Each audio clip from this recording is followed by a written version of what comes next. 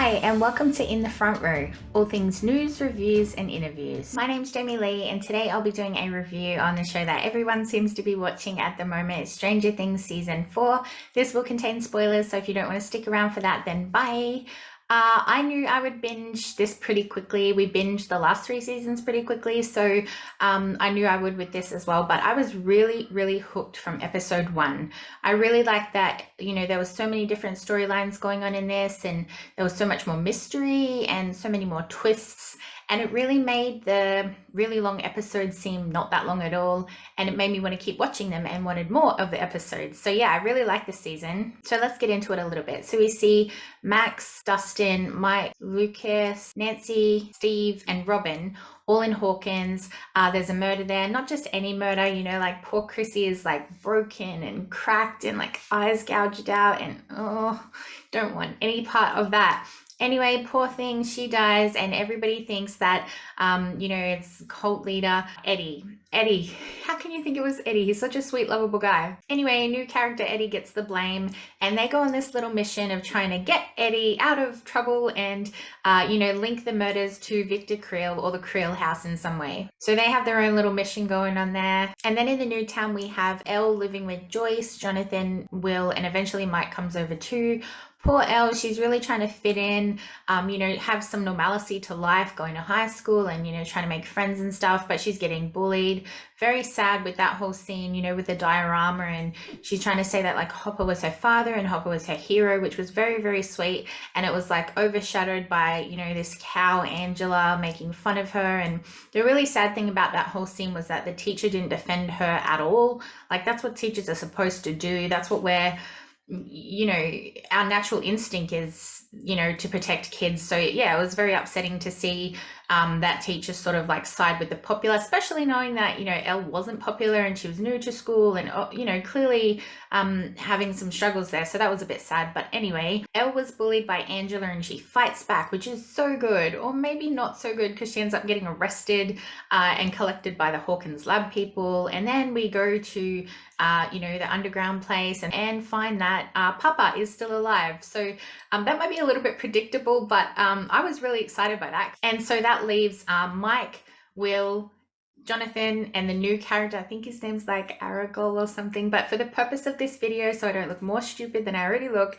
let's call him A. So anyway, they you know, go on this mission to find Elle and to save her. And then meanwhile, Joyce, you know, being the responsible parent that she is, just abandons the kids and goes off to find Hopper on a hunch that he's still alive. I mean, he is, which is great, but yeah, not mother of the year, that's for sure. So she has her little storyline going on over there with Hopper, and, you know, they have their own little side plot there. So there was lots of different like side quests and like little missions going on with everybody separated, which I really like. I feel like by splitting everybody up and having all these little missions going on, we got to really explore like their personalities a little bit more, and like, you know, different relationships and different dynamics between different people. And I really enjoyed seeing those little different groups.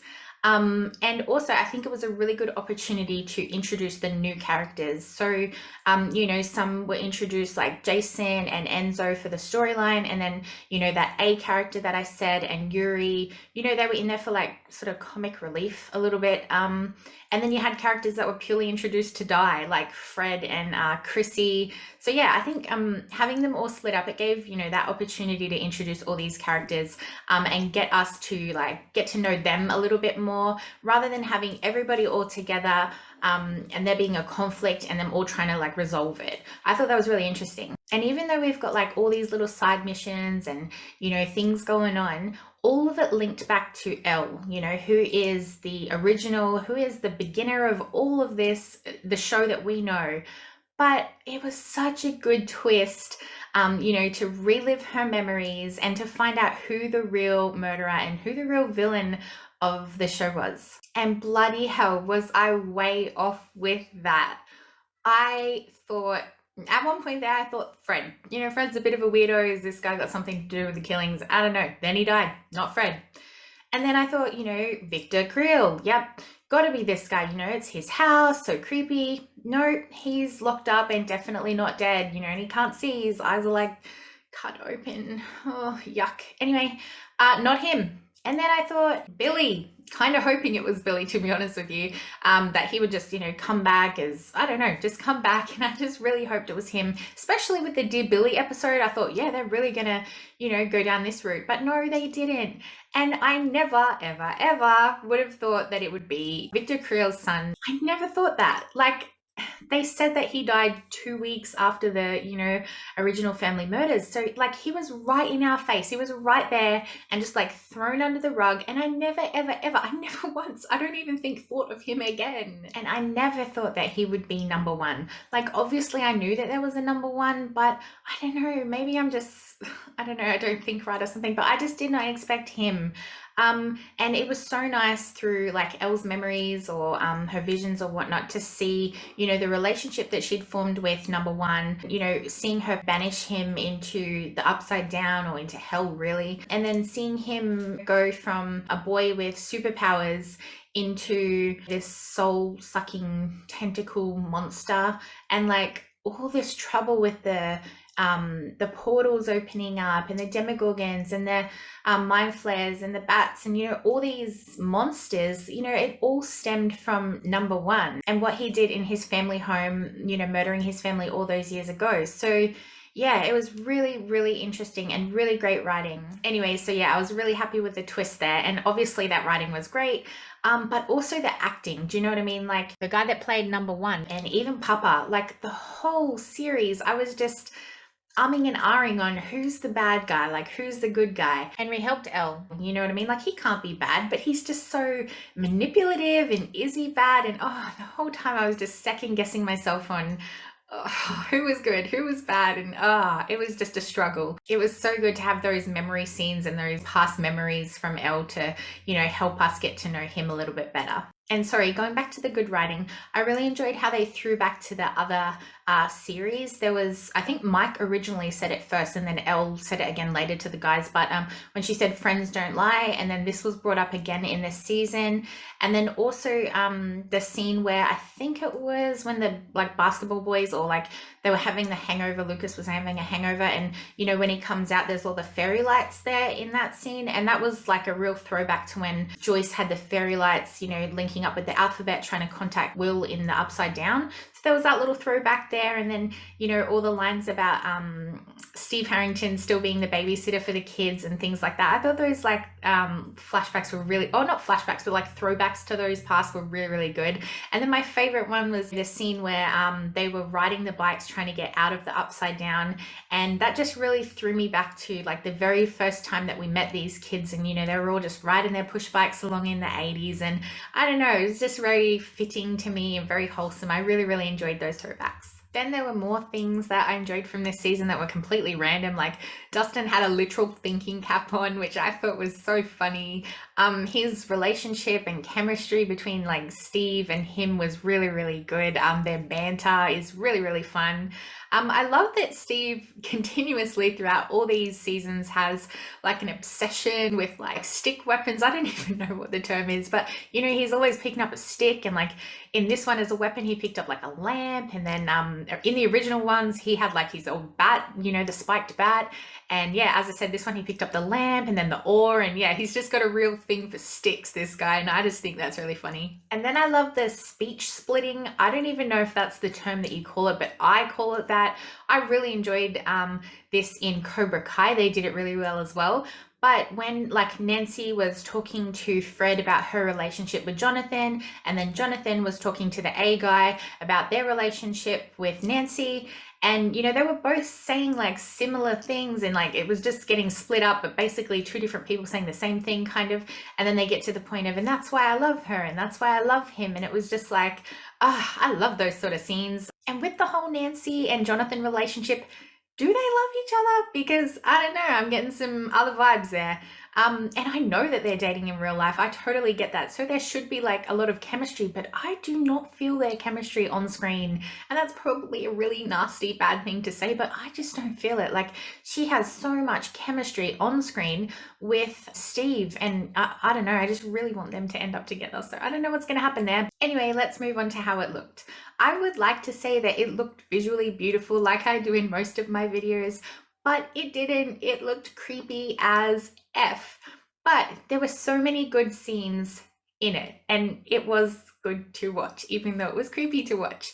But I really, really enjoyed, and it might sound really corny and really cheesy, but I love how the camera like flipped upside down in a lot of scenes. And yeah, to some people that might be really, really cringy because, you know, they're talking about the upside down and the camera work is literally going upside down, but I really liked it. It's just so cool. And yeah, I really enjoy those shots, even if they might come across as pretty cheesy. But yeah, to look at, oh my gosh, not beautiful. Like they went so horror. I literally had nightmares from this, and I probably will for a while. But oh my gosh, like not even the deaths. Do you know what I mean? Like, yeah, the deaths were creepy, and oh, the cracking in the eyes, and oh, it was just so, so creepy. But just down to like little things, like even when like 11 was, you know, she was glitching between like young 11 to current 11, and just little things like that, and like the sounds and creepy house or trailer park near the woods, and then out on the lake, and you know, there's nothing around, it's just woods. It's just so eerie. And oh, I normally don't like that sort of thing, but I really was intrigued by this, and I really liked it. And like even Victor Creel cutting his own eyes or like cutting them out or whatever went on, like, oh, so yuck. But I'm super proud of myself because I didn't even look away, or like I did look away, but not at any of those creepy scenes. Like I watched all of them because they were all so interesting. And the only part that I did look away from was when Hopper was like trying to cut his chains off his ankle or his feet there. Like that was getting a little bit too gross for me, and I probably would have passed that if I kept watching that. So yeah, didn't watch that, but super proud that I watched all that other creepy shit, because normally I don't watch stuff like that. Anyway, so I've talked a lot about the things that I did like, but I just want to mention two things that I didn't like or I was a little bit disappointed with. The first thing was Will. Not quite sure what the hell is going on with this character in this season. Like, I know that they're giving off a vibe that, you know, he's lost his best friend and, you know, their relationship's fractured there, but I don't know, I got different vibes from that, and I feel like they're trying to make him come across as like gay, or that he wants a relationship with Mike or loves Mike more than a friend. I'm not quite sure, but that's the vibe I was getting just from like the way that he said things like, you know, he wants to tell the people he cares about, you know, something important, but he's scared that they'll judge him or something along them lines. And then just like simple looks where he was like staring too long or staring too weirdly. I don't know. And I'm not saying that that's weird or wrong, because that's totally fine if they make him a gay character. I love Robin. I think she's a great character. And that scene with the whole, you know, I like boobies, you like boobies, we like boobies, or whatever that scene went down, that was fun. You know what I mean? Like, and it's totally fine. I'm not saying there's anything wrong with that, but I am saying get to the freaking point, because I don't know what the point is there. Like, you could have said that, you know, he had a fractured relationship with Mike any other way, like, but it just came across as really awkward and really dragged out. And I'm really not quite sure where they're going with that. Plus, I was really pissed off at him because, like, he seemed so upset, like practically crying, when 11's diorama was like ruined, when Hopper was broken or whatnot. So why was he so upset? Like, dude, you could have like helped her. You could have defended her in any way possible. And then same at the skate rink, you know, like he was just like a little wimp and not standing up for 11, or I don't know if it's jealousy or what's going on with his character, but I wasn't liking it one bit. And the final thing that I wanted and was disappointed with was the fact that nobody died. Like, I mean, sure, people died, but all of those characters, I think there was like maybe 4 people that died, and they were all new characters, you know what I mean? There was like the Creel family, and then Chrissy and Fred, like they were the 2 like people that we knew, even though we didn't even really know them, who died. You know, like you've got a whole big cast there, you've got so much opportunity, and none of them ever die. It's, I don't know, I just feel so cheated with that. And I really thought we were going there with Max, even though I didn't want it. And that was so bloody heartbreaking to have this child who is coming to terms with the fact that they're gonna die. Her writing those like goodbye letters was just heartbreaking to me, and I just thought like, oh, that is so upsetting that, you know, this, I don't know, she's just had such a tough life, and you know, she accepts that she's going to die really, and that was upsetting. But she didn't die. I mean, that's great, but like not great as well. Like, kill someone for God's sake. And then I thought maybe we were going there with Steve Harrington, you know, when he was getting bitten by the bats and losing a lot of blood. I thought, okay, yeah, we might be setting something up here. And then everybody, when they were going back through, like climbing the rope to get back to, you know, Earthside or whatever we're going to call it, from the upside down, I thought, yep, okay, this is it. Whoever is last climbing up that rope is going to die, right? Like it's predictable. It's going to happen. It's going to happen. Someone's going to die. And, you know, everybody started going up and he was going to be the last person to go up. And I thought, oh my gosh, this is the end of my favorite character. No, he's going to die. And they had to kill the best one. But no, they didn't kill him either, which is great. But nobody died, like nobody important. And I don't know, maybe it's just me, but I just feel like, I just want someone to die, you know what I mean? Anyway, that's my only flaws with it all.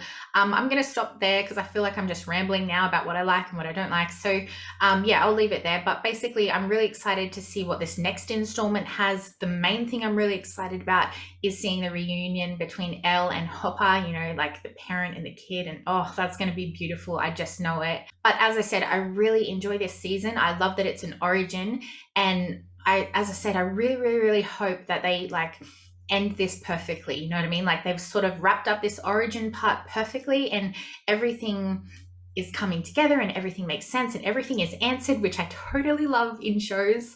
Hint, hint, Moon Knight. Do something better there. But anyway, I totally love that this was like, yeah, it just felt so wholesome. And I really hope that they end it like that and just put that pretty little bow on top and call it a perfect season, you know what I mean? Or call it a perfect show, because yeah, that's what they have the opportunity to do. And I really hope that they do that. Anyway, what do you hope that they do? I've talked way too much on this. So how about you talk to me in the comments? Leave a comment below. And if you like this video, please give it a big thumbs up. And if you're not already, please subscribe to my channel and then head on over to my Instagram and give me a follow over there as well, please. Okay, sweet as, have a good day. Bye.